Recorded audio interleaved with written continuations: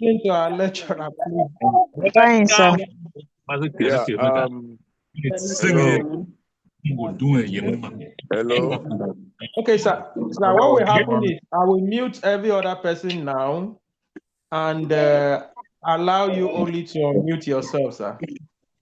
Okay, that's fine.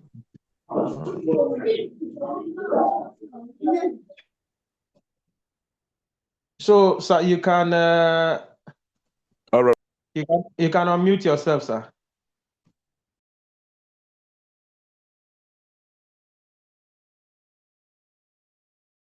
Okay, fine. Hello. Yeah. I just got in touch with him. He said he didn't receive the link. I forwarded it to him now. Okay.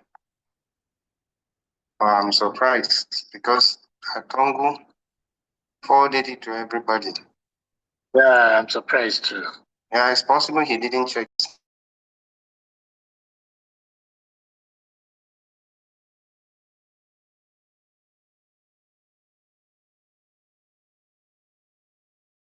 Find already. Hello. The other lecturer will take you guys this morning. That is Dr. Thomas Oko, and I will be watching from the class as a student too. Thank you. Thank you, sir.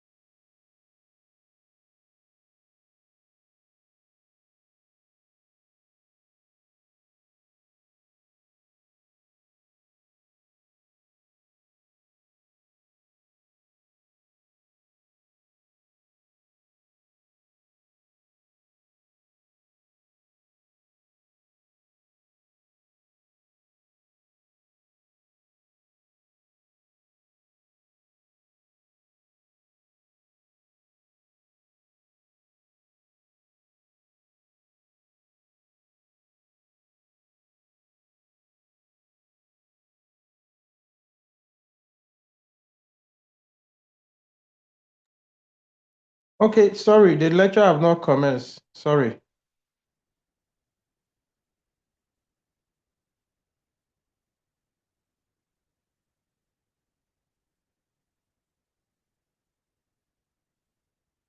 So the lecture have not commenced. We are waiting for our other lecturer, Dr. Oko. He will be the one to lecture us today, so we are still waiting for him. So I guess we can unmute ourselves and but we're still waiting for Cody. Dr. Oko.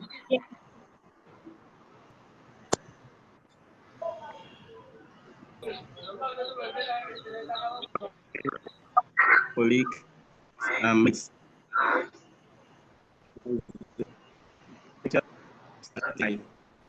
my fellow.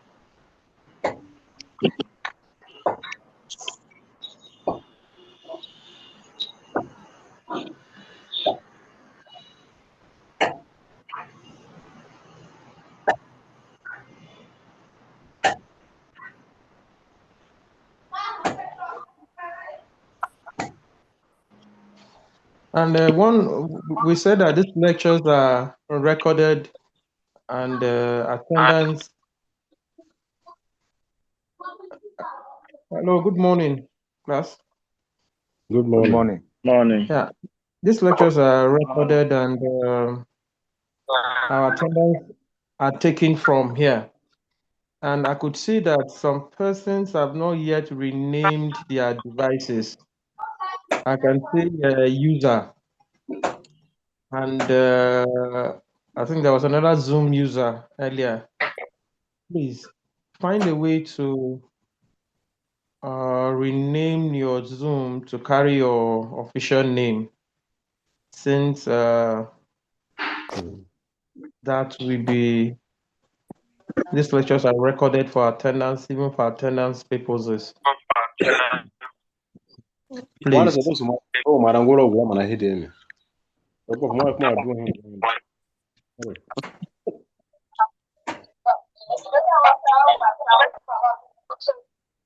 Okay, Zoom user. There is a Zoom user. If you can rename your device to carry your official name.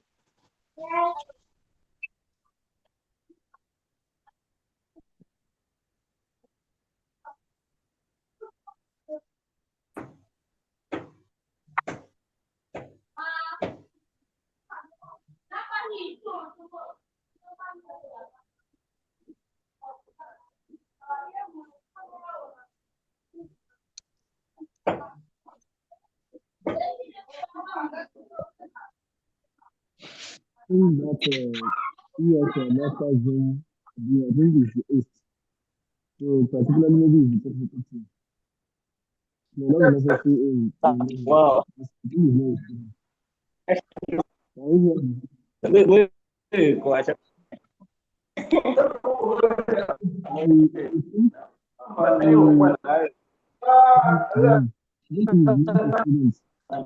Probably is one of the abuse.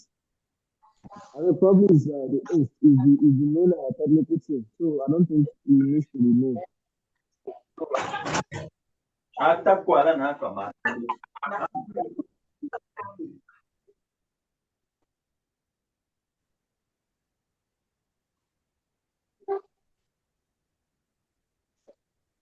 No, the class have not started. We are waiting for our lecturers to join in.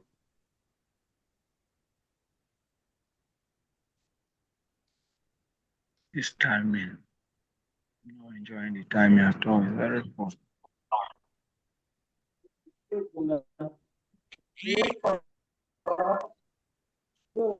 Which is that we are experiencing, but going forward, I think it will all smoothen out. And today, let's continue from where we stopped the other time. We are looking at sediment samples for inorganic and organic pollutants.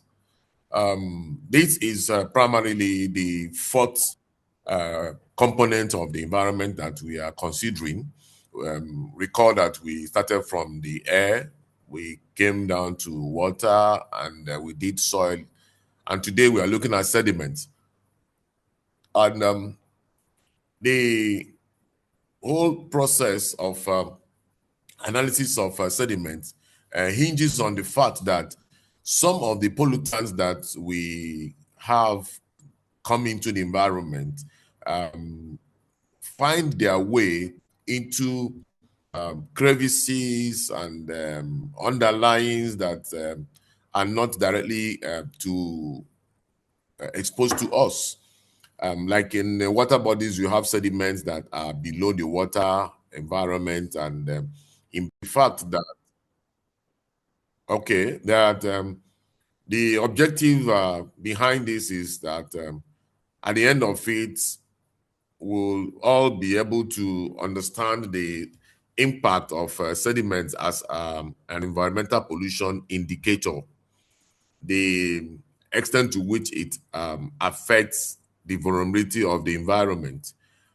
We also are targeting the ability to, identify the key inorganic and organic pollutants that are usually housed, that finds niche in these sediments, because there are preferences for particular environments. Then we are supposed to also be able to understand the protocols, the standard protocols for this sediment sampling, preparation, and analysis, just like we had with the air, water, soil. Then it's also expected that the other objective will be for us to be able to, by now, the familiar analytical techniques, use them to evaluate the pollutant that we have encountered, both for qualitative and quantitative evaluations. And of course, the same analytical equipment that were introduced to us are the ones that we're supposed to also use. Then, of course, we look at the quality control and quality assurance indices to ensure that these things are done based on gold standards, and validation is very paramount, like we have always stated. Now, the by way of introduction, sediments can be also viewed as a primary pollution sink. That is where you have accumulation of some of these pollutants, different sources, and via different process methodologies of either absorption or eutrophication, compensation, sedimentation, precipitation, and all manner of process mechanisms. So the sediments also provide historical and or archaeological record of contamination and time tagged pollution processes. For example, when you look at the tectonic plates, some of the tectonic plates that are found within the geological sites, when read very well, understood, gives an idea of age, what we call dating. So sediments also give us that opportunity to, say what and how and for how long the duration this contamination may have been going on. Now, the environmental impact of some of these things cannot be overemphasized, and I believe that in most cases we should be able to look at certain things like the bioaccumulation, particularly in benthic organisms, that is like the food chain transfer from one organism to the other. Okay, those of us taking our mind back to our local environment, we farm fish. Most of us are farmers. We look at fish, and some people farm their fish. They grow fish in plastic bowls, large containers or tanks. Some use concrete enclosures. Some have their mud and earthen enclosures. Sometime you discover that during the dry period, when water level has gone down or receded, some of these fish you have burrowed into the soil, the sediment part of the ponds. And of course, for them doing that means they come in contact with some of these things. And it's not been very healthy to consume such fish species, except where we are sure that the sediment within this pond are not contaminated or polluted by whatever means or material. So it also impacts on the food chain in such a way. It also has ability to accept eutrophications from even floods, dredging, and all that. These are ways these pollutants get into the sediments. And even by recent research findings, we discovered that even pollutants like micro and nanoplastics are found in sediments of water bodies, the rivers, the streams, the oceans. So the sediment sink is a very important one to consider. And of course, like before, we have the regulatory relevancies of policies from particular international bodies. Now, what do we do with this sediment? We, first of all, like before, we have to arrange for the sampling of samples from sediments. We design the samples like we did the other time, and we start from the site selection. We target where we want to sample based on why we think the problem and the impact on the ecosystem. For example, sediment composition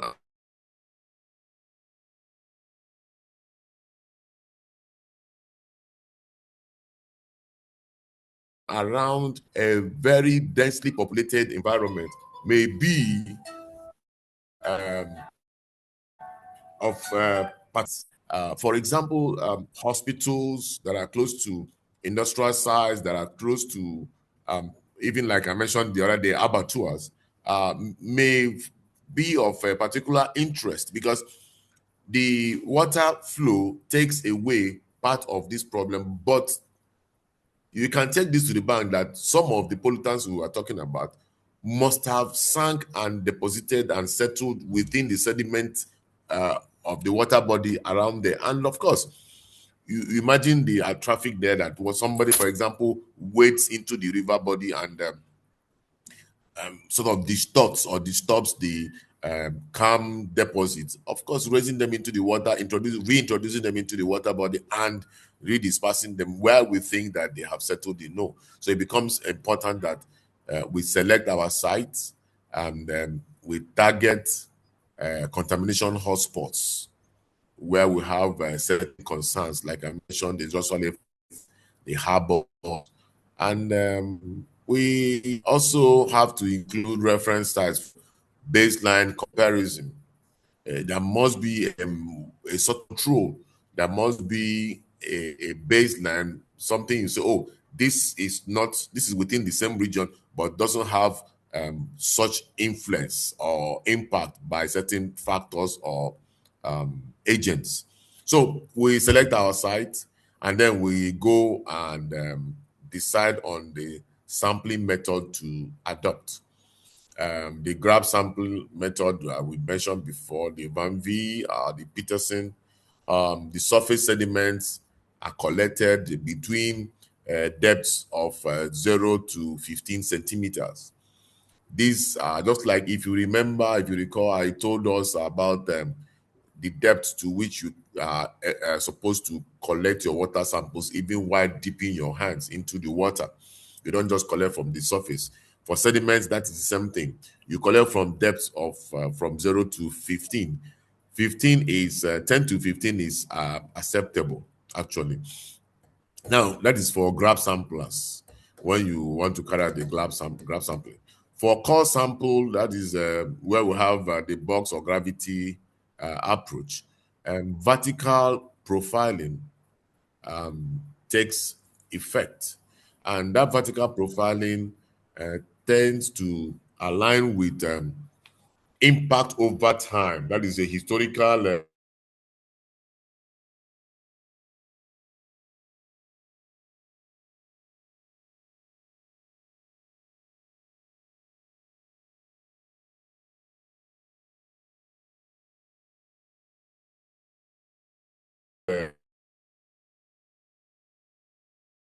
to determine.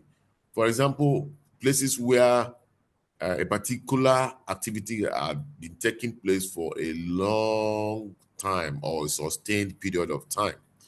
You may decide not to just do the graph sampling, but the graph sampling is advised as a preliminary study or proof of concept. But the core sampling approach becomes very, very important. Now, of course, we do our quality control considerations where we avoid metal samplers for trace metal analysis. And that is, we don't use metals to collect samples, particularly when you're looking at metal contaminants. We don't use plastics where we're looking at plastic contaminants, vice versa. And of course, like we know, the triplet sampling is of a very important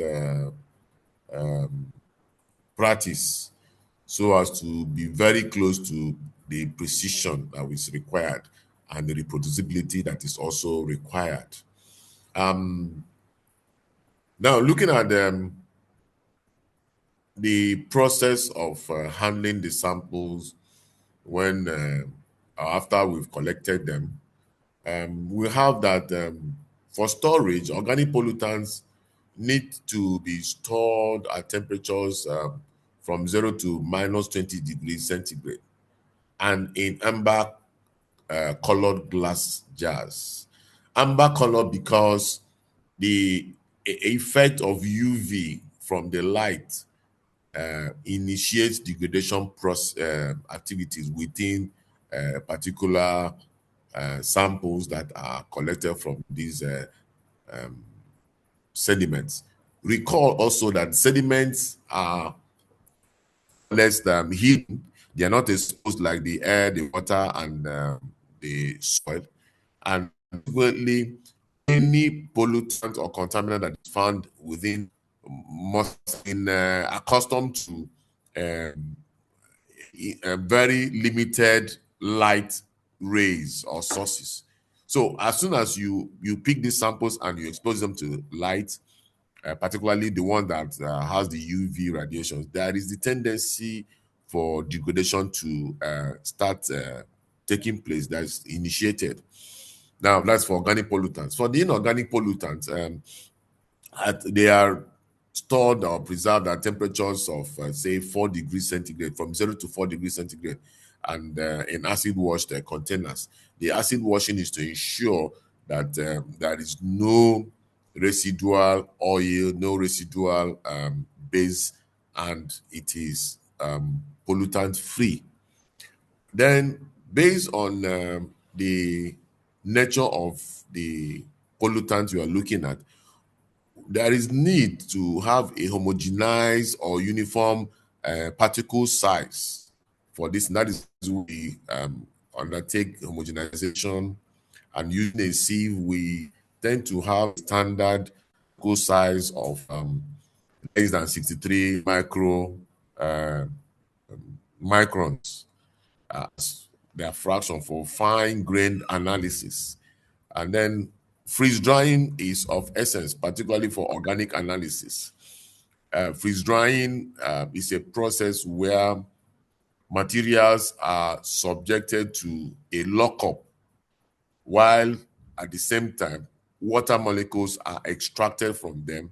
That way, they retain their characteristic integrity while being dried. It's a process of drying that allows for the materials to retain their state, their original state, without being denatured by any form of heating. Now, the other approach is the air drying, that is for inorganics too.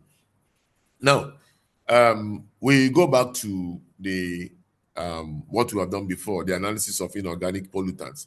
Remember, these are pollutants from sediment. What are the target analytes? We are looking at the heavy metals, we are looking at some nutrients, we're looking at anions. These are things, materials we have come in contact with before now. And I don't intend to dwell so much on them, but we already know them. They don't differ much with the ones from the water bodies and the soil bodies, as the case may be. Then we have the analytical techniques that are deployed And of course, as we have on the slides, they are basically the same techniques and equipment that we have been deploying for the air, the water, the soil analysis. But they have their detection limits as mentioned because they are very fine material. The detection limits are also very fine. The trace amount, like we have from 0.1 to 10 micrograms per liter. That is for using when we use AAS. Remember, the AAS is atomic absorption spectroscopy, and for each element and metal, for each element and metal, we have that range. Some even within the AAS burner unit give characteristic color as they burn off, indicating that those metals are present. So these are some of the things we get used to in the course of our, continuous use of this equipment. We get used to them that you don't even need anybody to tell you, oh, lead is there, cadmium is there, chromium is there. Just by the characteristic flame color, you will say, yes, this is all actually there. We will not talk about the quantity. Now, the other one is ICP, OES, MS, which are within the range of PPT, PPB, and the CVAS, of course, because it's a coupled CV coupled AAS, is still within the same range like the AAS, but of a finer size of 0.01 microgram per liter.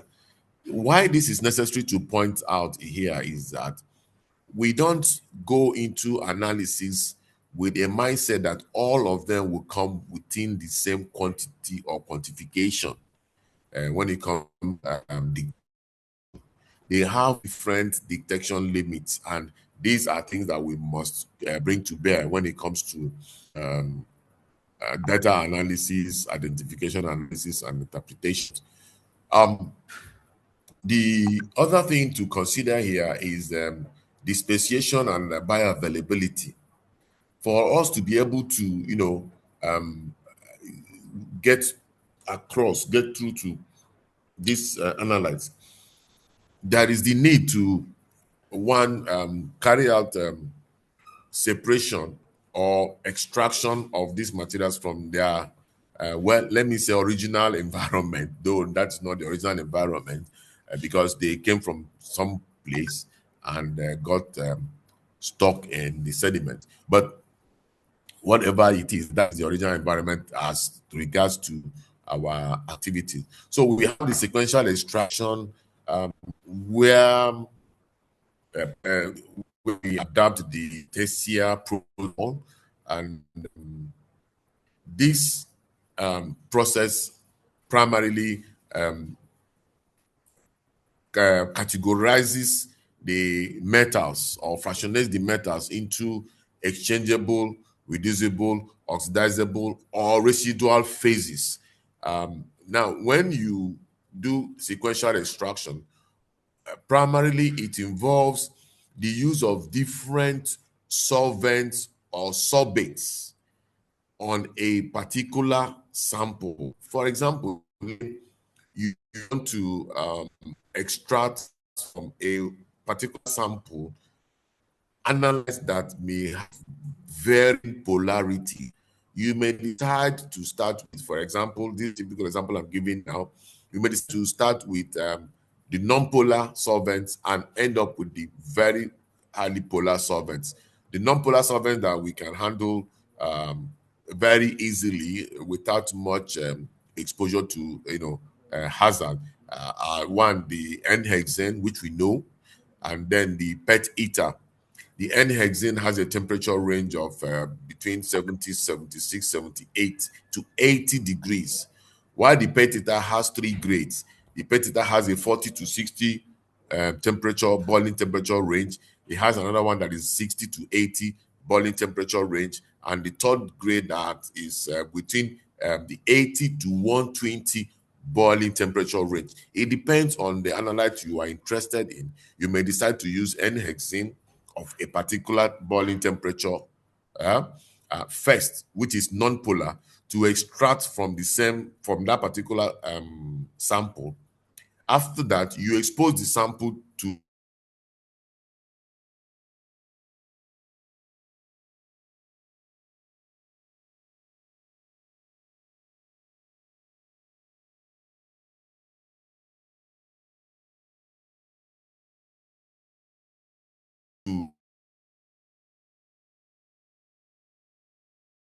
any other solvent that is slightly polar on the same sample. You are not changing the sample.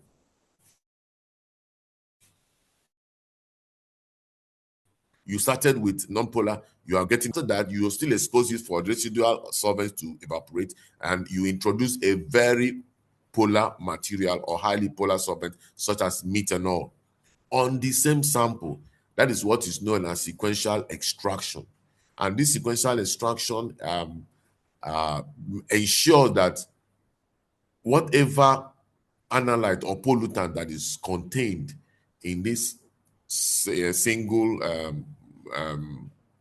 sample, but has different reactivity characteristics or whatever thing that differentiates it from the next person, the next neighbor, is sequentially extracted in sequence, So that way we have some of them fractionated. And of course, just like we talked about the column extraction, running a column on them does the same thing. Just like if you remember the SPE, where we have materials because of their ionizability being attached to a particular portion of a column, a packed column, and with a particular solvent, they are eluted. The same thing happens with sequential extraction. Then the other thing to do is another approach is the acid volatile sulfides, where this is done and in order to predict metal toxicity. Here we try to collect our samples, run the extraction protocols on them, and then we'll look at the acid volatile sulfides that are available. That way we are able to see the level of reactivity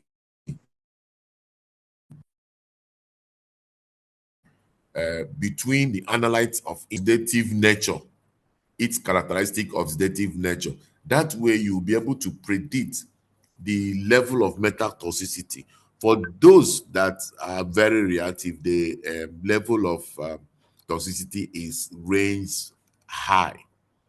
For those that are non-reactive, they are managed, and probably when they get into the system, they accumulate in the filtration organs. We know the filtration organs, the liver and the kidney, and probably are ejected after a while. So that is for inorganics. For organic pollutants, we have target analytes that come in the form of POPs, that is persistent organic pollutants, PCBs, PAS, DDT, dioxins, etc. So these ones are the things we meet when we talk about organic pollutants. And then we have the emerging contaminants. We've always talked about the pharmaceuticals and microplastics, nanoplastics, PFAS, and the rest of them. You discover that these things they permeate different environments at different times. That's the challenge that they have. They permeate different environments and different times, and it becomes problematic for most people to, differentiate these environments. You feel you have one environment within check, but you discover that what you are, trying to avoid from an environment is found or is also housed in another environment, making it a little bit difficult to avoid some of these pollutants. And I can tell you for free that in all these, we need to be very careful with our environment, the way we get um, in contact with some of these things, particularly a environment that we're not very knowledgeable about, because some of the things that we encounter may not necessarily be the things we see, the things we smell, or the things we feel. For example, let me give you an idea of how persistent some of them can be. It is on record by research finding that if you walk into a room that somebody stayed to smoke, even after 10 days of that smoking, that the possibility of picking up one of the tobacco specific nitrous mines, which is some of the ones that are implicated to be carcinogenic, are still possible. It's still very possible. You can imagine a smoker that smoked in a room, walked away 10 days after. A little child walks into that room, maybe a little child across, and the child, the way they know, like they're nibbling at things, nibble at the leather seats or the foams and all that, and not knowing that you are picking up a toxicant at that level over time. Even those people that smoke in cars, the same thing happens. These things get stuck, they get embedded in surfaces and environments. And you think they are, because you're not seeing them or because you're not picking their smell, that they are not there. They are there. So we need to be very careful with our environment, and we need to be very sensitive to what we come in contact with at any given time. So, having said that, I would now move to the extraction and the cleanup of these analytes as we have gotten them. And we use, of course, the conventional sourcelet extraction, or its accelerated solvent extraction, aided by things like the microwave or the sonicator, as the case may be, where we talk about the ultrasonic approach. We have these some of these things in the lab, like I mentioned before, and any time we come around this area, you are free to be shown some of them, and they have their different advantages and disadvantages. Now, looking at um, the advantage of the sonicator over the microwave assisted process. The microwave, as we know, gives energy bursts in the form of heat within a short period of time, but of a very high voltage.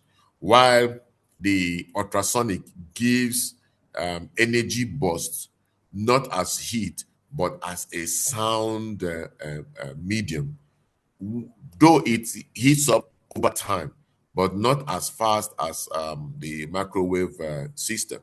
However, this supersonic sound wave permeates these particles and extracts the analyte of interest. So these methods have their different approaches and have their different advantages as well as disadvantages, depending on what you are really interested in and what you are seeking to achieve. We also have the gel permeation chromatography process. This is typically for DNAs, lipids, the protein family, the helical structure, and all that. It impacts on this the use of these items. Now, we also have the silica aluminum columns, like I mentioned, the packed columns. The other time I told us about the silica gel. So we have the silica gel, we have the silica aluminum columns, and some other materials that are used in columns, and particularly in bid to isolate target compounds. So it depends on what you are really working on. That means you need to really understand your target analytes. Like we've said before too, the techniques and applications have been mentioned before, and we know that they have their advantages and disadvantages, their strengths, and their weaknesses, just like we have on the slide. Some are highly sensitive, like the GCMS, and they have also libraries for matching and referencing. But they are used for particular things, particular analyze, particular toxicants, like GCMS, as we have on the slide here, particularly serves for volatile, semi-volatile POPs, while a LCMS, LCMS MS presents a very good approach or technique for polar organics like PFAS and pharmaceuticals, as the case may be. And they give the LCMS MS quantifies both the volatile and non-volatile compounds as we have them contained there. Okay. So the other one is the HPLC FILD. These are specifics for persistent aromatic hydrocarbons, and their strength lies in the fact that they are selective for fluorescent compounds. So it depends on the particular equipment that you are looking at. It depends on what you tend to achieve, and not like the other one, we have the quality assurance, quality control approaches that should guide us in our activities. We must have blanks, both at the field or in the lab. And then the method blanks are also supposed to be treated like the samples analyzed that we have. And this way we are supposed to detect contaminations if there are. And this will come from the blanks. The blanks are supposed to be sterile or present, as the case may be. And then we have certified reference materials, the CRMs that we also use to guide our analysis, our understanding, and interpretations of the results. Some of the certified reference materials are those we obtain from NISTS RM, such as NISTS RM 1944, which has to do with the marine sediment analysis. This is specifically for marine sediment. And you have other ones, other catalogs for even the soil, even water and air, as the case may be. But it all depends on what you are working on and what you intend to achieve. The level of validity you want to create, the integrity you are establishing, and of course, the reproducibility of what you are working on. Then for some cases, you may need to spike the recovery tests, and a 70 to 130% recovery acceptability, it's allowed, and that is for most analysts. And you discover that the spiked recovery test gives us an indication and a yardstick, a baseline for assessment of what we have been able to gather or collect. Now, the precision is now the target of remember I said we have to do in triplicates of these analysis. That way we'll be able to duplicate analysis, the RSD, and it is permitted that at least a minimum of 20% RSD should be achieved. A minimum of 20% should be achieved. Now, after these protocols, we need to interpret our data. We have different ways, like I said, of interpreting some of the data, and we have the normalization where we have reports where we report metals against AI, that's aluminum or lithium. This corrects for grain size. Then we have the lipid normalization for hydrophobic organics. And that is organics that are water, that don't love water, So when it comes to that, we need to be careful because some organics tend to be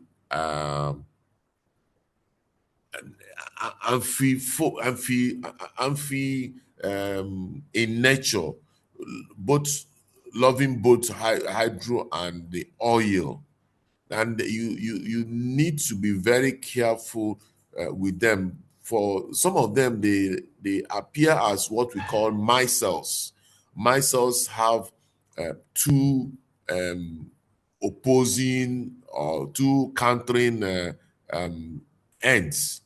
One end will be water loving, the other end will be oil loving, and so they can stay in an environment where you have both hydro and the oil loving, oil saturated environment. So one has to be very careful when it comes to the normalization protocols. Now, we also have the sediment quality guidelines. Here we look at threshold and potential effects. We also look at effects range, median, and we consider the risk assessment. Uh, Here we calculate the contamination factor and pollution load index. The pollution load index is very important, I must emphasize, because it gives you an idea of the urgency required in remediation. It gives you an idea of the extent the impact had gone or may have gone in affecting the ecosystem, whether it's man, animals, or the biodiversity as we may have it. So these are things that we need to look at for sediment. And with that, I think we have come to terms with the fact that our air is polluted, our water is polluted, our soil polluted, and even sediments are polluted, and they ought to be monitored. And that's where, as an environmental monitoring expert, you need to be very, very, very professional. Now, let's jump to another area of concern, and that is food. Analysis of food samples for inorganic and organic pollutants.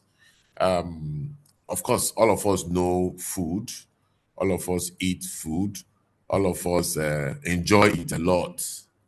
So it's not a new thing for anybody here.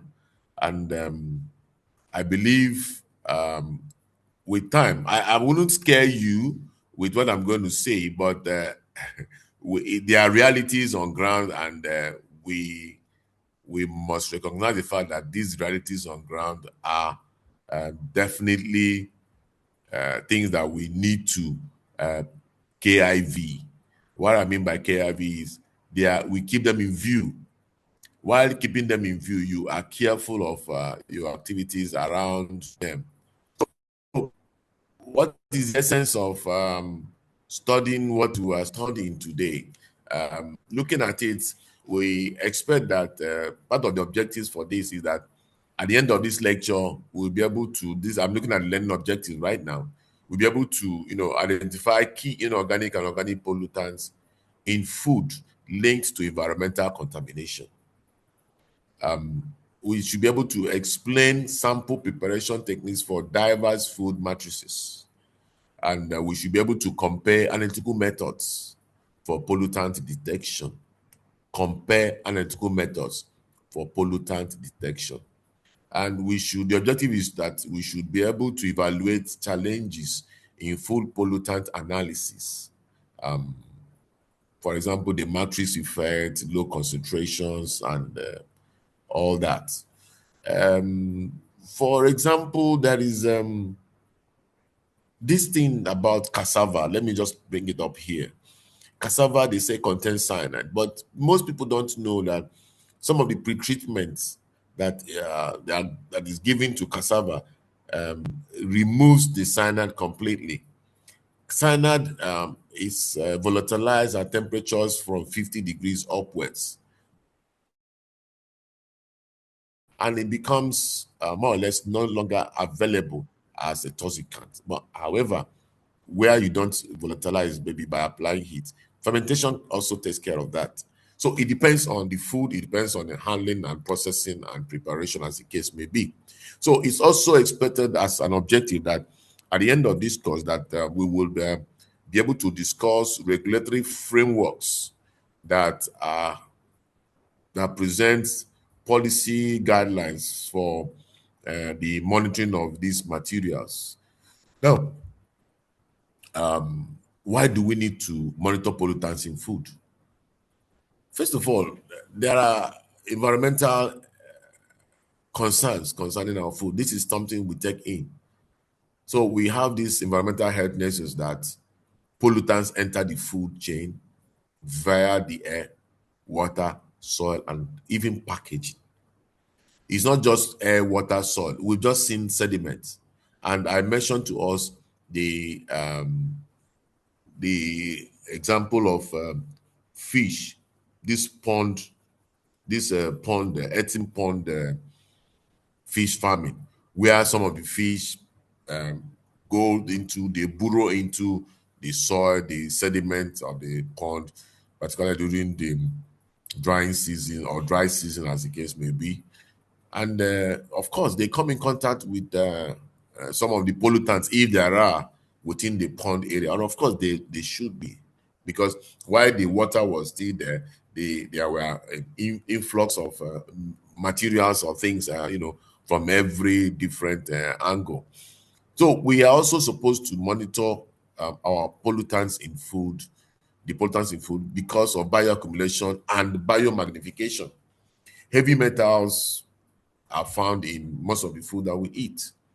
Heavy metals are found, for example, mercury can be found in fish. In fact, there is a particular kind of fish that you don't just eat because of the mercury content of that fish. POPs have been found in animals. In fact, PCBs in dairy farms, in milk, because the mammalian gland is a very good sink within the human, the animal body to store some of these things. So bioaccumulation and biomagnification occurs and also presents us with the challenge and the need to carry out monitoring of these food materials, food substances. Today also we know about the issue of application of fertilizers.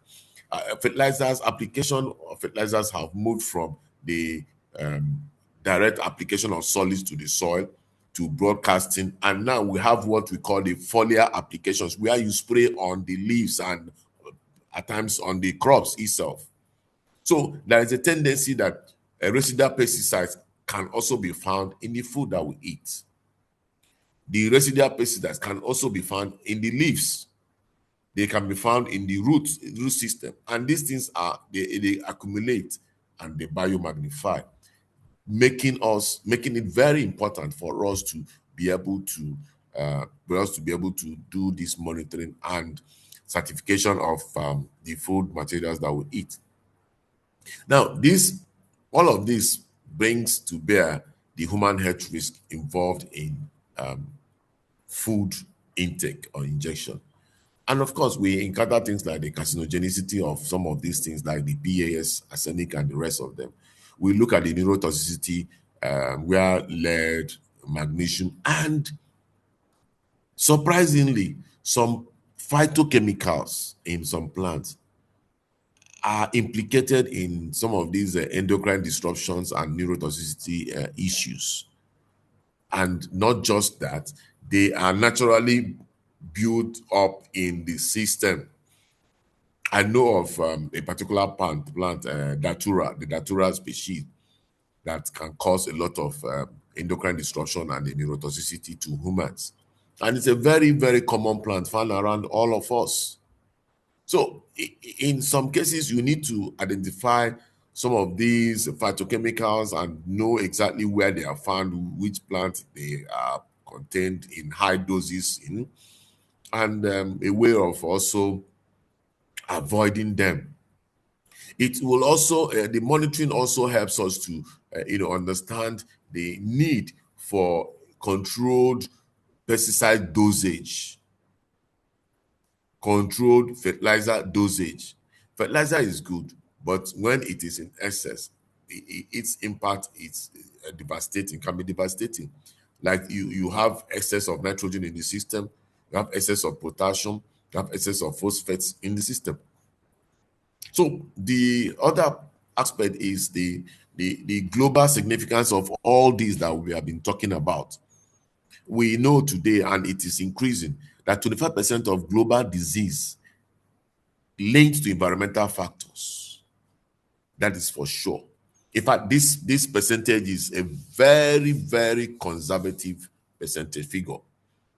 Most of the things we eat, most of the things we use, house care items, are linked to environmental diseases, are linked to these diseases that we have. For example, let me give us off the finger example.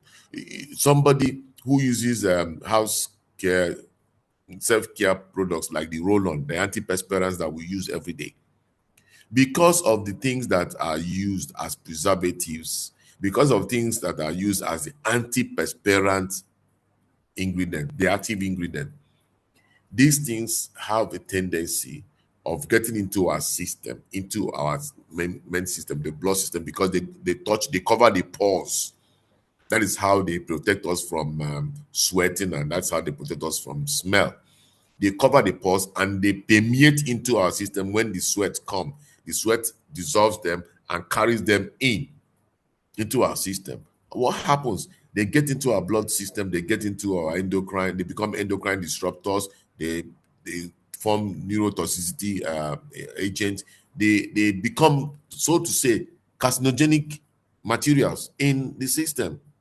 So it's all over us. The environment is us. The environment is about us, and our activities contribute to these things. A typical example, as I've said here, though an old citation, is about the melamine in milk issue that occurred in China in 2008. The aflatoxin in cereals, that's a global thing. And of course, the PFAS that we have found in seafoods. These are issues that to consider. So, what are the key pollutants classes and their sources? For let's look at inorganics. Examples are the heavy metals: lead, cadmium, mercury, arsenic. We have them coming from primarily industrial runoffs, mining activities, atmospheric deposition, like been said before. But the common foods that we get them from now, we have the fish, we have the rice because we plant, we have the leafy greens. Now you can understand why it becomes very important for environmental monitoring to be a very constant activity of mankind. We have the nitrates and nitrites. These are from the fertilizers, like I mentioned before. Where are they found? How do they get into us? Through the food that we eat, through the meat that we cure. There are various other approaches. Typically, all of us in this class must have at one time or even now eating cereals like corn, either for producing pap or for the swallow type of thing. The corn that you are using, that you have eaten and you will continue to eat, picked up nitrates from the soil to grow. They picked up phosphorus from the soil to grow. And most of them that they picked up, they did not utilize them completely. So there are deposits of these things inside of the corn you are still eating. What happens to those things? Now, from the fertilizers that were applied, they got the nitrates, the phosphate, and all that. Now, from them, we ingest into our system. What happens with a lot of, if you have nitrogen in your system and in any form, it can trigger two things. It can reverse reproductive pathway, or it can reverse the hair growth, hair loss system. So these have long time quiet implications for everybody. Now, for the organic pollutants, we have the pesticides. Such of the pesticides are the OCPs or OPPs. That's phosphates, organocarbon pesticides. They are also encountered from the agricultural runoffs, and not just runoffs too. Like I mentioned, the foliar applications can also introduce them into the environment. Where do we get them from? The fruits, the vegetables, the grains. These are things we eat every day. These are things we enjoy every day. People are even talking about the GMO. We are not even going to GMO to talk about GMO because that's a whole lot and it is politically controversial. So let's leave that, but let's consider the traditional challenges we have. Now we also have the PAS, the PAH, the persistent aromatic hydrocarbons. Where do we get them from? From the process of maybe you want to do point and kill, for those of us who know how to hang out, or even in your house, you want to do point and kill, or you want to have a good meal of protein. You grill, you smoke, and then from the exhaust fumes of our automobiles, the cars, the vehicles that we drive. Now, what happens?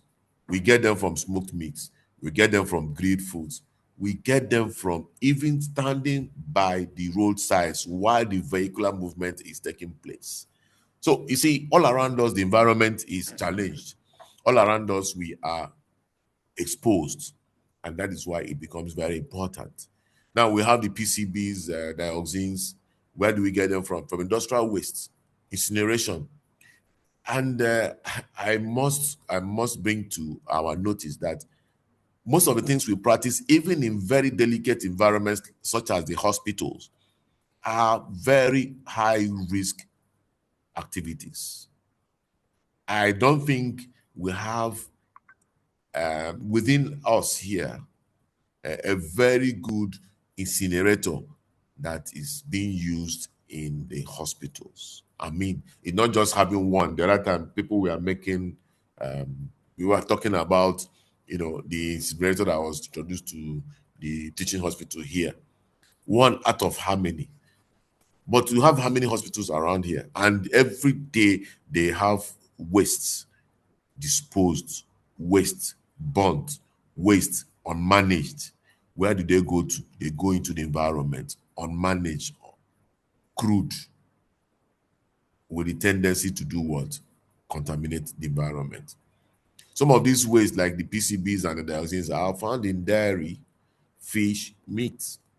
And these are things we cannot avoid. We do not avoid. We need them to grow. We need them to stay healthy. Now, we also have the mycotoxins, the aflatoxins. These are found as fungal growth in crops. Where do we get them? From the nuts, from the cereals, from the spices. Spices. Every woman, every man eats spices. How are they handled before you put them into the pot? Remember also, for you to decontaminate a fungal contamination, you need very high temperature to deactivate them. And I don't think our temperatures for cooking are able to deactivate effectively. Yeah, they can do some degree of control, but not as effective as they ought to be. Then we have the PFAs, firefighting foams, non-stick coatings. This is where almost every home that talks about class gets exposed. In most homes, you have non-stick frying pans, non-stick pots, non-stick that. Those are metals, cooking utensils that are coated with specialized plastic materials that are supposed to prevent the sticking, the burning of foods, and of course the consequential sticking of these foods to the pot. However, on heating, these materials, these plastic materials, these polymers release these PFAS, and we ingest them, we take them in. How do we get them? We also get them from seafood, we get them from drinking water, we get them from cooked food in the house, we get them from all around us, even some of the cups that we use. We are exposed to these things day in, day out. Now, for us to carry out our sampling, we need to have our analytical workflow from sample to results. Just like we did with the other ones, these protocols must come to bear. Now, A, the sample collection and storage. we need to have a representative sampling, homogenization of bulk samples and all that. You want to identify, for example, how contaminated, how polluted, or how safe from the other angle our vegetables in the market are. First of all, you need to even understand the source of this vegetable. Are they coming from irrigation farms, or are they coming from homes, or are they coming from river sites that will have a lot of activities that are not conventional water related activities? You need to understand where these things are coming from, and to be able to know what kind of pollutants you'll be able to, identify or you expect to meet in the course of your research. Now, when you pick up these samples from your sampling points, you pick from different sample points within the particular locality. You need to homogenize them and pick up a representative sample. At least per batch of that representative sample should be up to 1 kg.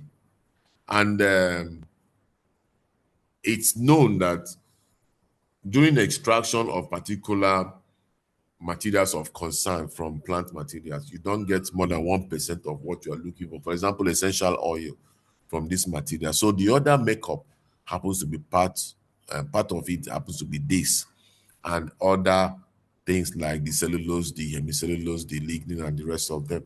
But what am I saying? The fact is that from every food sample, from every material, there is always a percentage, a reasonable percentage of it that is not supposed to get into our system, but they do. Now, when you collect this and prepare them the way by homogenization, you are supposed to store them at temperatures of at least minus 20 degrees.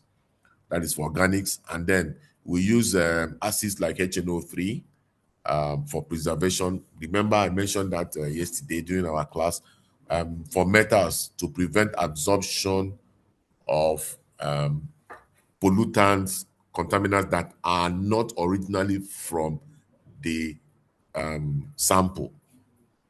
So the next thing to do is to prepare your sample, sample preparation. What do you do with it? You extract. For inorganics, you have acid digestions. And remember, I mentioned the aquarigia thing, and I said that there are various blends, mixtures of solvents for digestion of samples. It all depends on what you're working on. It all depends on the, permit me to use the word, toughness, and it all depends on how the cohesive forces between your analyte and the substrate, the interaction between them. So the aggressive solvents are used for the very strongly adhered analyte substrate systems. So you can also use, for the extraction, you can deploy the microwave system as a microwave assisted digestion process. You can also use the suckslet.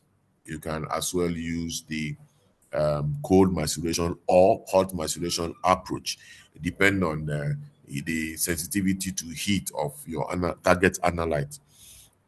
Now, there are also standard methods of extractions, like pointed out here, the US APA 3052.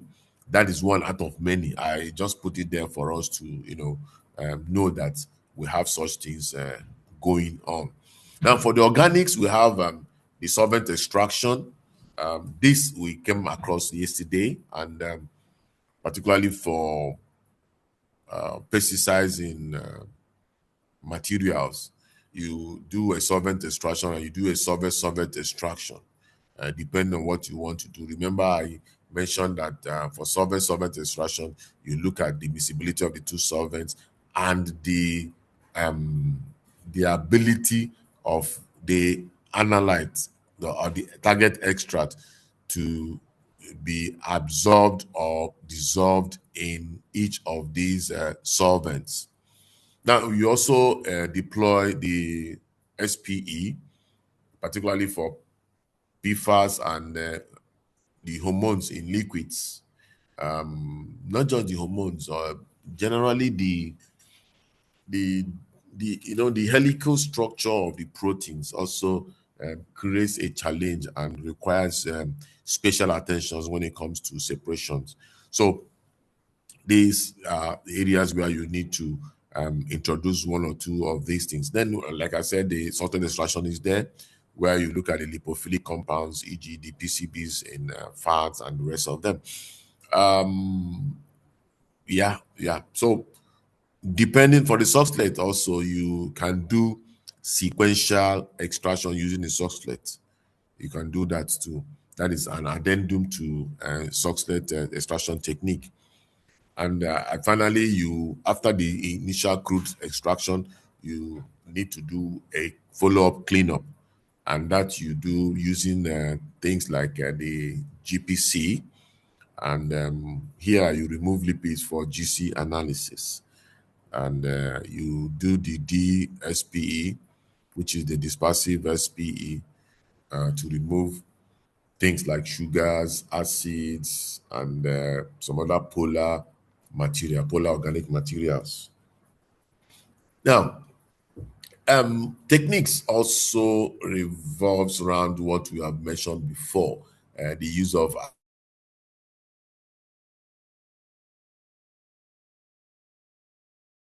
atomic absorption spectroscopy, the use of ICP-MS with a gold standard for multi-element analysis. We looked at the detection limit, sub PPB for CD AS. We mentioned the ICP-OES. Then for the organic pollutants, we have the gas chromatography, GC, and we have the GC ECD, we have the GCMS, and we have the MS. We've gone through all that before now, and we have liquid chromatography. The LC have specific applications depending on what you're looking for, but it's less of a destructive technique than GC. Why I say this is because for GC to be effective, you need to volatilize the material. And the process of volatilization of material, the molecules are so excited that they may not be able to retain their integrity. But for LC does not require as much excitement via heat as you require for GC. So you have your samples preserved a bit better with LC, despite the fact that LC has a target analyte application. But in all of it, you tend to have results from LC that are analyte preserving than you have for GC. Then you have the high resolution MS. This is also targeted at weight, the separation via weight differences, as the case may be, but with a more finite detection based on their weight and their chiral arrangement, as the case may be.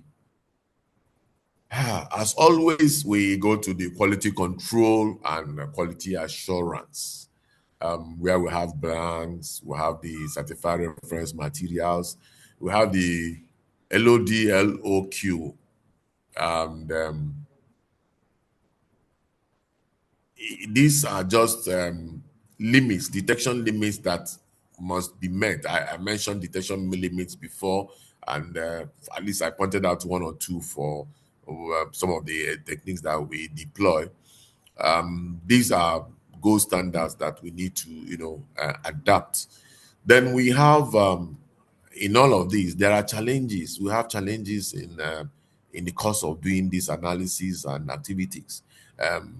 One of them is the impact or effect of matrix as they interfere with the sensitivity, with the integrity and specificity of the detection.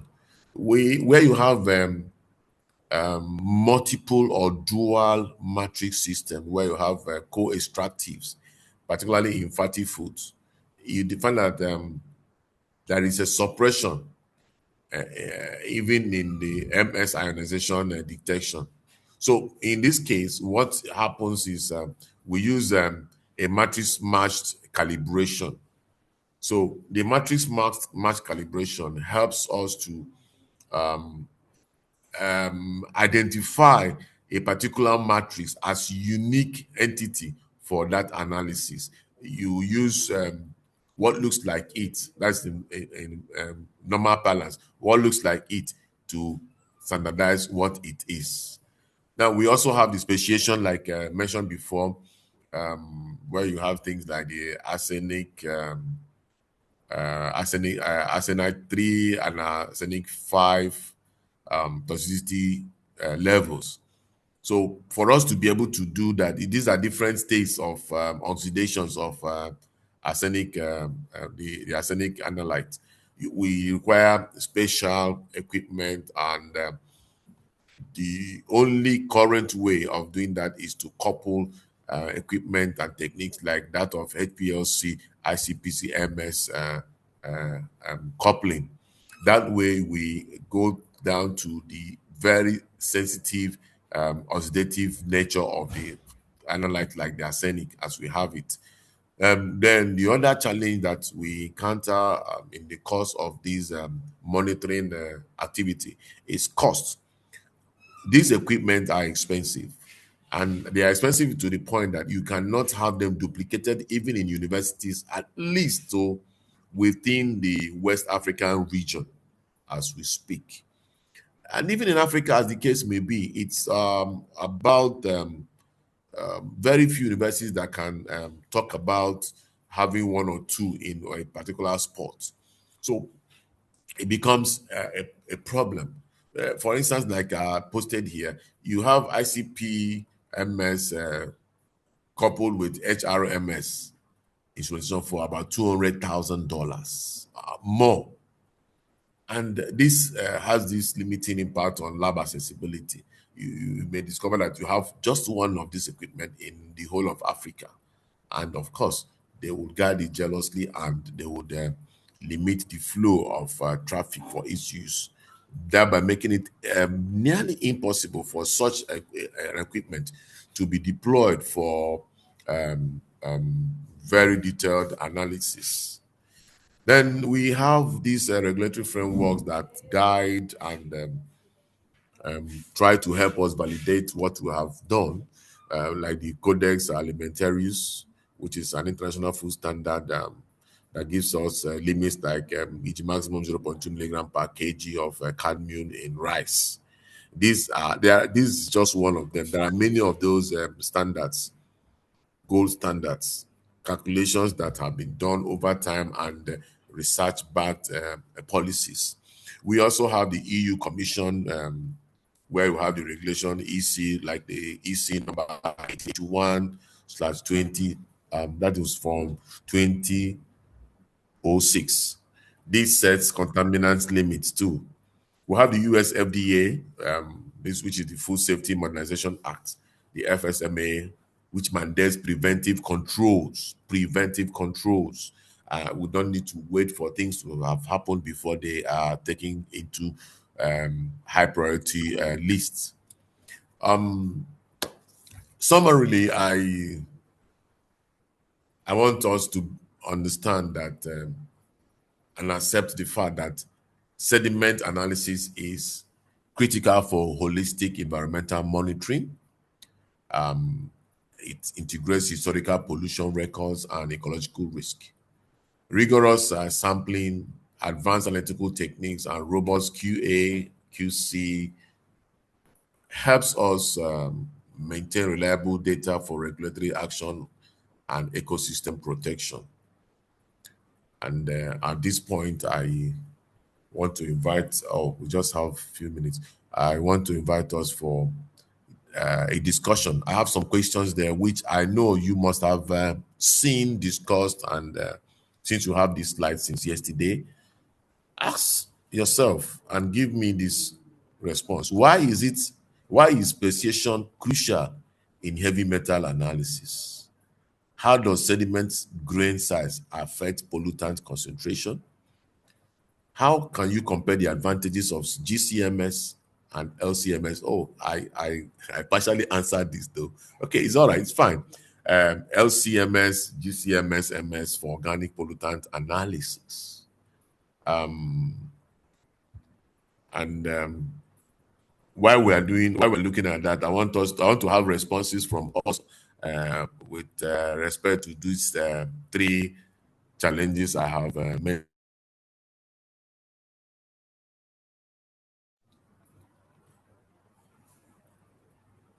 Okay. Hello. Respectfully raise your hand up and Okay. unmute yourself. If you want to speak, raise your hand up and you'll be unmuted to speak.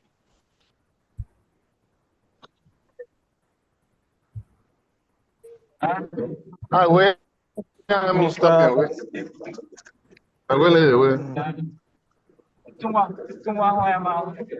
Okay.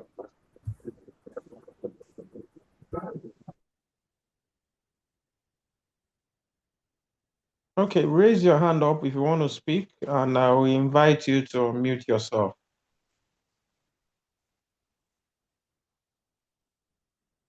Okay, sir, please, let me re-invite you to unmute yourself.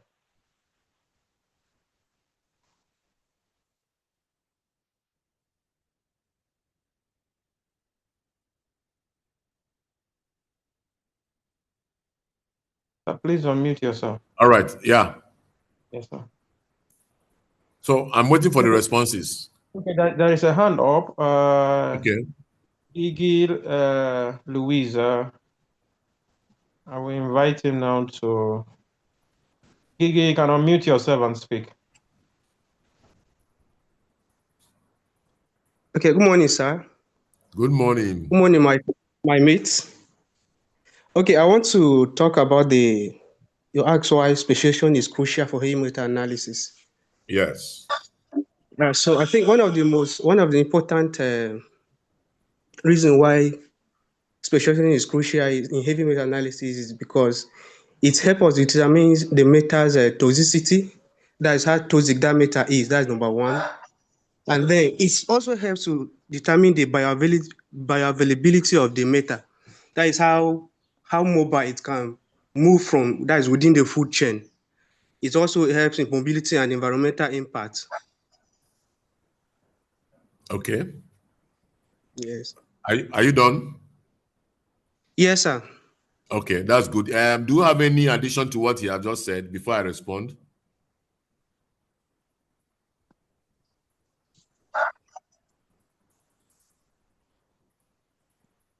Any addition before I respond, or I should go ahead and respond?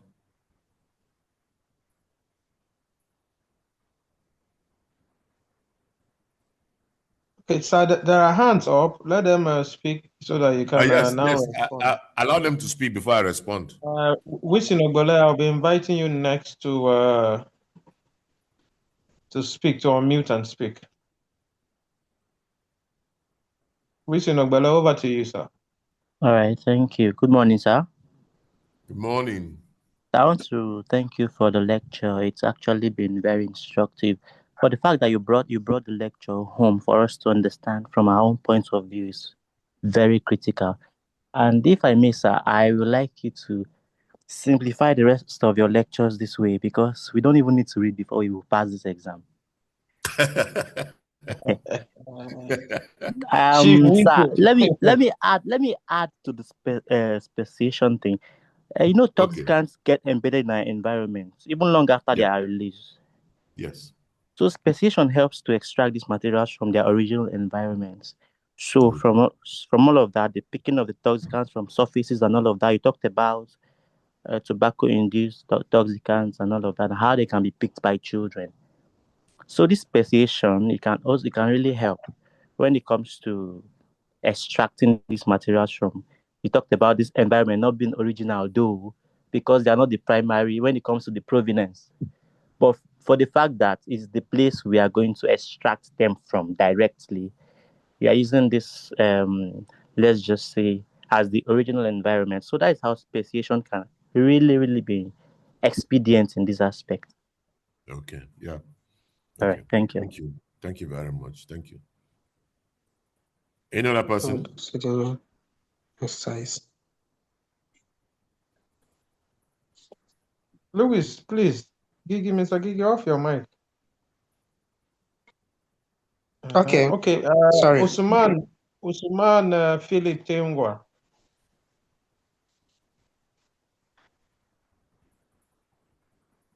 Usman Philip Teungwa, you can unmute. Okay. Good morning, sir. Good morning, colleagues. Good morning, Philip. Okay. I think this session just lays more emphasis on the content of the presence of these heavy metals in whatever we are talking about in respect to food, water, and the environment.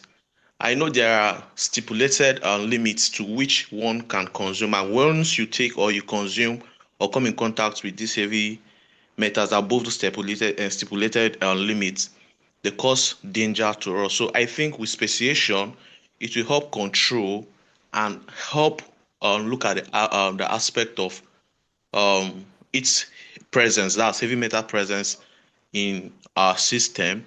If it exceeds the stipulated limit, it raises concern for it to be addressed and worked on. So I think it's going to help a lot. Speciation helps a lot in determining and in guiding that the stipulated minutes of these heavy metals are not consumed above those limits. Thank you, sir. Thank you very much. Okay. The next person, praise. Esu Itoro. Itoro, praise. You can unmute and speak. All right. Good morning, sir. Good morning, colleagues. Good So I also morning. this pronunciation we're talking about, it can also help, especially in the aspect of this heavy chemical analysis. It can help to break down this the heavy metals into smaller units, so that to reduce the overloading of the metals. I think that's just what I wanted to add to it. Okay. All right. Thank you. Okay, can I respond now? Yes, sir, please. Okay. Before the other persons also speak. Yes. Thank you very much. And your responses have assured me of the fact that you are listening. Yes. The speciation actually is very important for us to understand the reactive nature of these analytes, particularly the so-called heavy or trace metals. The speciation that is done and the validation of their level of excitement when it comes to charge. For example, one that is +2 and another one that is +3, like you have in the chromium where you have +3 and +6, influences their degree of reactivity and the possible toxicity level, like you have mentioned. Yes, that is very correct. And of course, it also influences the choice or selection of the protocol that is required for a direct identification of these analytes. So it is very important. And something close to speciation when it comes to practice is that sequential extraction process, because it tries to extract those analytes based on their polarity. So that is the first step in when it comes to speciation.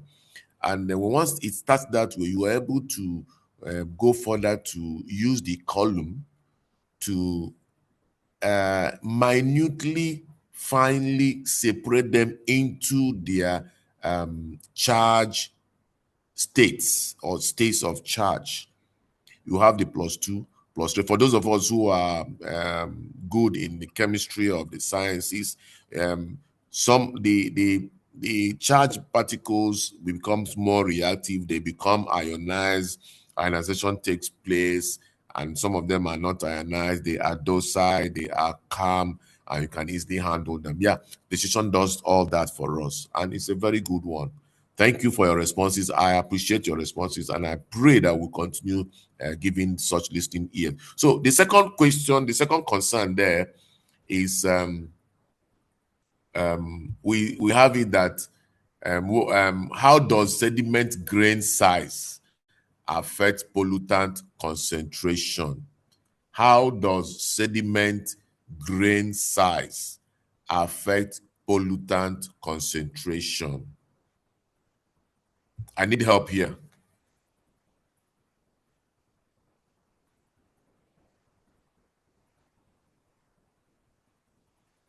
Mr. Morris, your hand is up. You want me to speak now. Morris Imkaf. Morris Imkaf, over to you, sir. All right. Hello. Hello, I'm with you. Okay. Morris, All right. go ahead.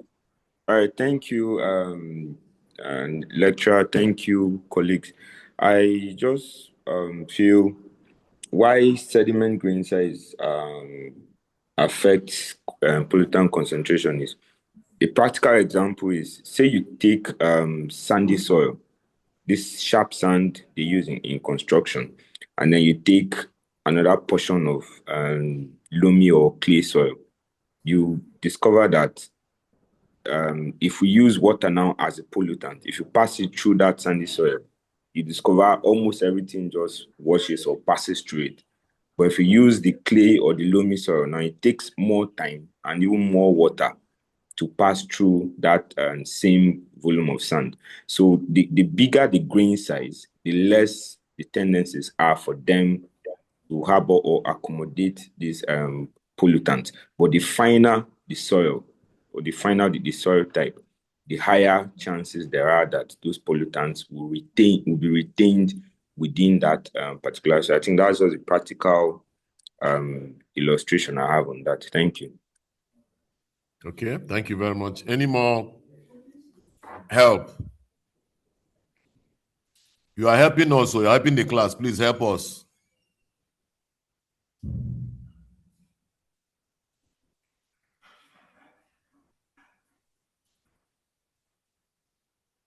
Sorry, okay, Iwange Philomena, next to you, over to you.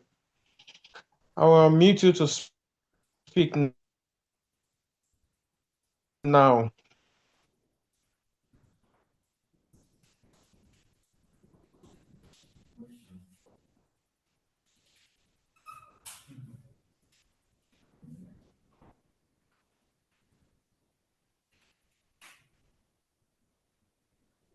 Iwange, I'm looking for you to.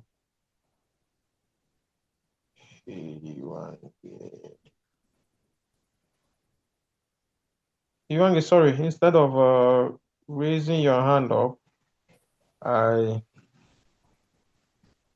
So Iwange, over to you. You can unmute and speak now. Hello, everyone. Hello. As for me, how it affects the grain sizes. If the sediment is finer, that's if it's small, you can be able to get the pollutant concentration more than when it's large. That's what I have to say. For finer sediments, the pollutants concentration can be gotten more than large sediments. Thank you. Thank you. Okay, the next person is Teyima. No, sorry, Teyila. Isaiah Kate. Unmute yourself and speak. Okay, good morning, sir. Good morning. Okay, sir, answering the question or making an attempt on how does sediment grain size affect pollutant concentration. I'll just give just a brief illustration. Let's say I'll give you an illustration about, let's say, coarse and let's say loamy soil. Like if you can look at coarse soil, or when you pour water on a coarse soil, the rate at which the water infiltrates into the soil is more compared to that of loamy soil. So I can say the sediment size decreases while pollutant concentration generally increases due to high surface area and absorption. Okay. Thank you. That's good. Can I respond now? Yes, sir. You can respond, sir. Okay. Thank you very much, everybody, for the contribution. Yeah. The grain size impacts the concentration of the pollutants in the way you have mentioned it. The smaller the grain size, the more packed the environment, and of course the tendency to return the pollutant as they come into that environment, consequently ensuring the increased abundance or availability of that pollutant. However, some of the pollutants still permeates through the size depending on the shape. If you have irregular shaped sizes, the tendency is that these pollutants can still find a way to go. But on a very general level, the smaller the grain size, the more the possibility of the pollutants being found within the matrix. That is exactly what it is. And I'm happy you guys got it. Thank you. So the last one now is about the GC and LC. A quick one before we go. Who can respond to that one? The last question. The last question says, compare the advantages of GCMS against LCMS-MS for organic pollutant analysis. I partially answered that question, but I want to see how many of us that understood what I said.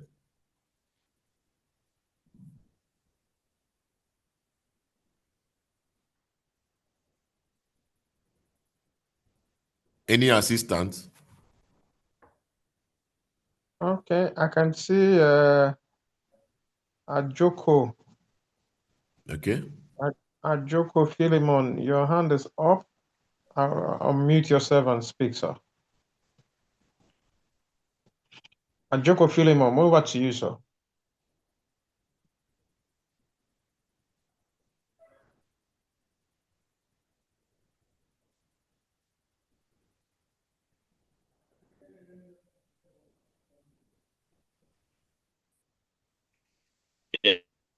Yeah. Good morning. Good morning. This is number 2. No queen size iteration. I think that has been answered already. But I can still say what I want to say. Just like Prof rightly pointed out, the bigger the grain size. For instance, if you go around the rice milling factories, you can see suspended particles in the air. So having smaller size, they tend to stay in the air in a higher concentration, and they stayed longer, polluting the environment for quite a reasonable time. So the size of the grain actually affects the concentration. Thank you, sir. Thank you. Any contributor for the third question? Yes, yes, Andrew. Yes, Andrew. Unmute and speak, sir. Good morning, sir. Good morning. Yeah. Sir, I think the comparative advantage between GCMS and LCMS lies just in the fact that the GCMS is best used for, volatile compounds like pesticides, while the reverse is the case with LCMS, which are used more for non-volatile pollutants. Thank you. Okay, thank you. Another person?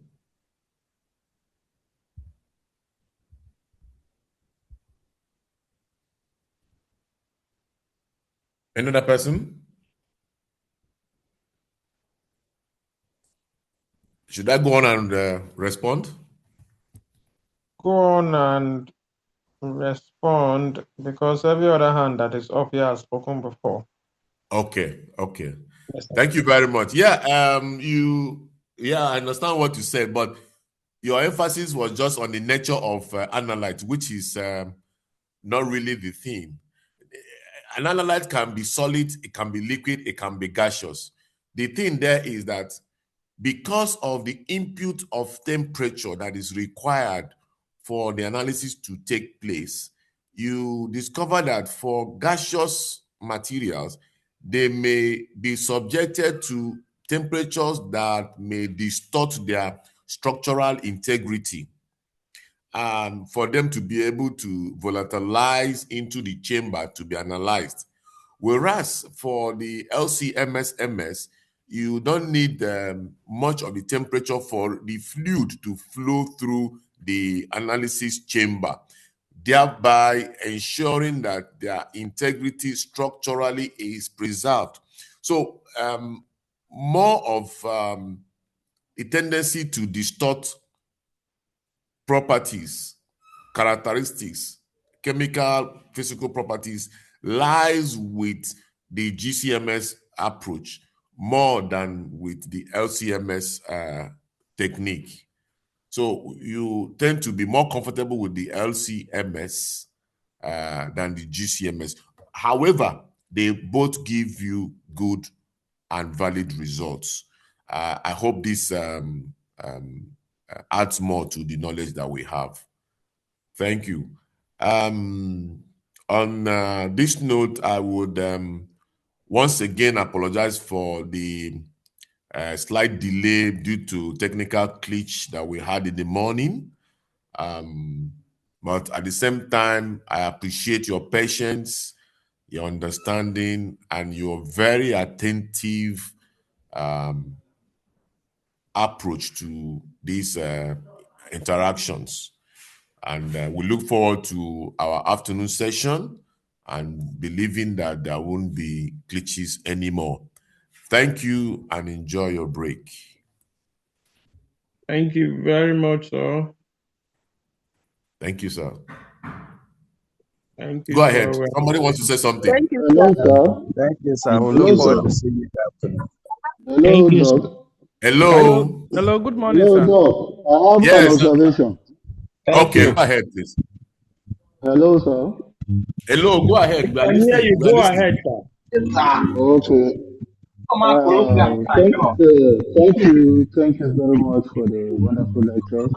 But however, I have observed something that particularly concerns my classwork. Uh, I've observed yesterday and today during question sections. He doesn't give everybody the opportunity to answer questions. He selects three or two or even the same people and give them access, and they speak. And I feel that that is not correct. At the same time, I'm providing a solution that during question sections, you look at your dashboard, look at the many, look at the people whose hands are up, call the name, then you ask him to unmute the person. That him selecting people who will answer the questions. That is what I have observed, and I think it's not right. Okay. Thank you. Thank you very much for your observation, but not speaking for him. I think he is guided by time. We try to have these things within a particular time. And also the thing is, when you have a limited number of people, like the first time I remember I said, I just want 3 persons to respond. So I believe he chose the first 3 hands that came up. But he even extended it to about 5 that day. However, going forward in our classes, I think there will be expansion of time because in the next classes, we'll look at case studies where we'll have enough time to discuss the applications of what we have so far learned. So, sir, please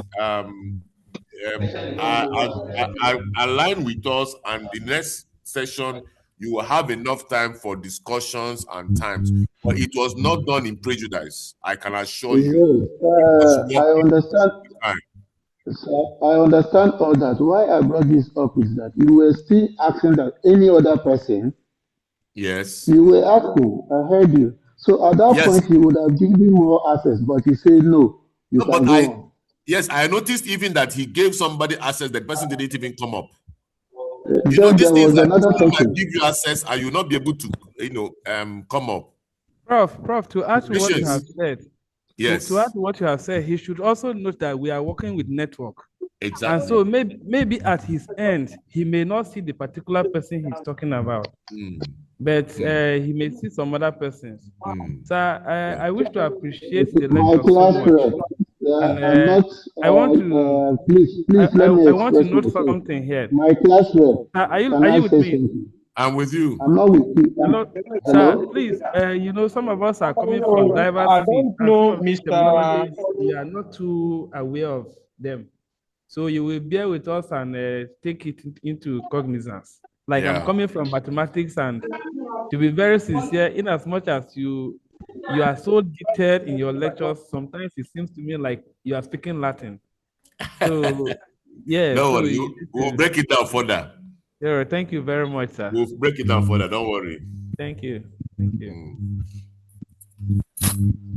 All right, So, thank you with your very much. permission, somebody kept on coming. Patience, one patience kept on coming up. Do you want to say something before we go?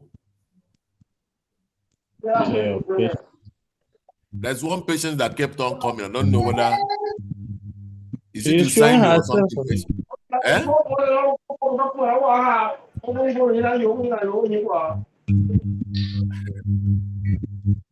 Okay, I think it's time for us to have a break. Thank you, sir. You're Very much. welcome. Thanks for the time. It was Thank you very an much. lecture.